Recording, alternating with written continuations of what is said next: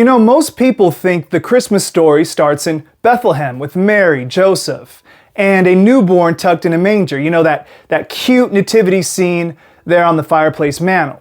But the real story starts way earlier, literally on page 1 or 2 of your Bible. And once you see that bigger storyline, our celebration of Christmas stops being this sort of cute holiday scene and becomes the turning point of all human history. So let's trace the whole thing quickly, but with eyes on the seed promise, because that's literally the backbone of the whole biblical storyline. And before we get started, go ahead and quickly hit that like button and subscribe so you don't miss any of our new content that's coming out. You don't want to miss it. All right, thank you.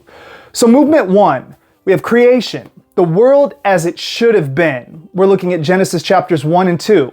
So God creates a world that's not just good, it's very good. It's stable, it's ordered, and it's flourishing, right? Humanity is made in God's image, given dominion, and placed in a garden temple where God himself walks with them. You get this rhythm of blessing. Genesis 1:25 reads, "And God saw that it was good." So humanity was charged with ruling, with multiplying, filling the earth with God's glory. That's the original design. But then we have movement 2, the fall, and what I call the first Christmas prophecy found in Genesis 3. So then everything here fractures. Adam and Eve, they rebel, and the consequences, they spread into every corner of creation. Mankind, the animal kingdom, and the physical world. And this brought shame. It brought fear, physical and spiritual death, and ultimately alienation from the triune God. But right there, in his judgment proclamation, God drops the first Christmas prophecy, not to Adam, not to Eve, interestingly enough, to the serpent. So Genesis 3:15 reads, "I will put enmity between you and the woman, between your seed and her seed, and he shall bruise your head, and you shall bruise his heel." And I want you to notice this is not some sort of poetic device. This is a declaration that a human descendant, a single male figure, notice the he there, he will eventually crush the serpent's head. That's the messianic seed promise. It's the backbone of the entire story. Then we have movement 3. The seed is narrowed. We go from Adam to Noah to Abraham. So from that point forward, the Old Testament becomes a search for this promised seed. We see it moving from Adam to Seth and then to Noah in Genesis chapters 5 through 6. So the godly line is preserved through Adam's son Seth, and eventually humanity becomes so corrupt that God judges the earth. But he preserves the seed line through Noah in Genesis 6:9.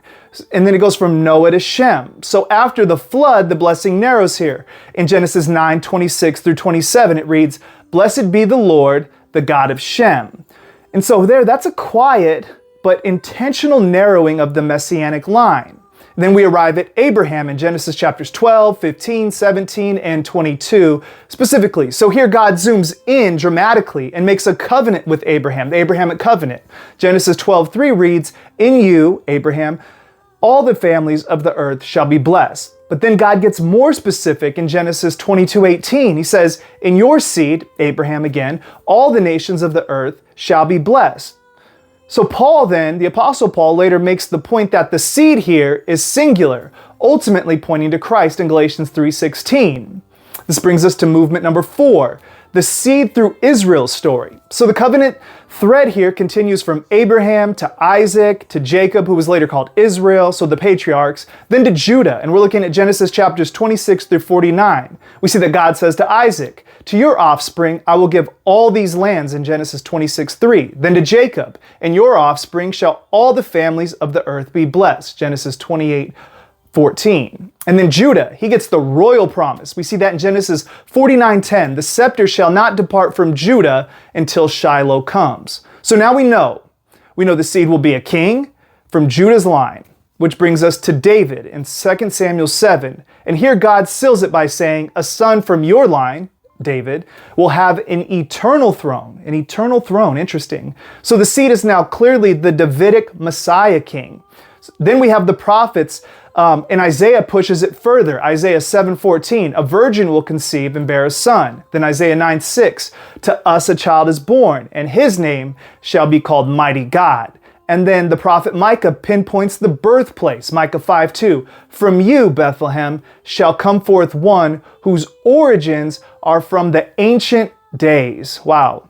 And so now we're at a razor-sharp profile, a divine, eternal king from David, from Judah, from Abraham, from Shem, from the woman. Wow, all right. Movement number 5, Bethlehem, the seed arise. We're looking at Luke 2, Matthew 1, and John 1. So after centuries of silence, the promise lands. Luke writes, and she, being Mary, gave birth to her firstborn son and laid him in a manger in Luke 2:7. But John tells you what's actually happening. John says, the Word became flesh and dwelt among us in John 1:14. That's God tabernacling with his people. And then Paul pulls the thread tight here in Galatians 4:4. It reads, when the fullness of time had come, God sent forth his son, born of a woman. And that's Genesis 3:15 coming to life, coming to fruition. The seed has come, the serpent crusher has arrived, the king promised to David is here. The blessing promised to Abraham is unfolding now.